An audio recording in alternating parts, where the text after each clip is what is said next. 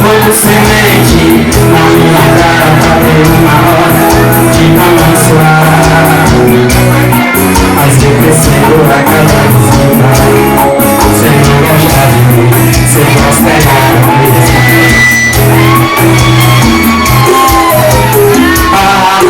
Agora como eu fico nessa casa, com um sorriso e um choro no rosto. Você vem aqui e me acostuma errado, rola meus pedaços pra quebrar de novo.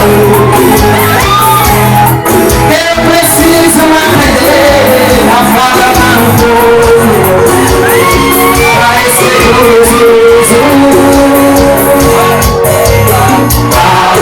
Agora como eu fico nessa casa, com um sorriso e um choro no rosto.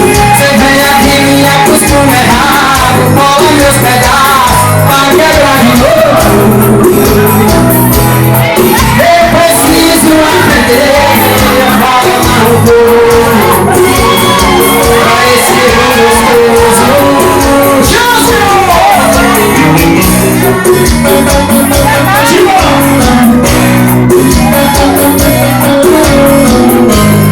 Obrigado, gente! Obrigado, família aqui!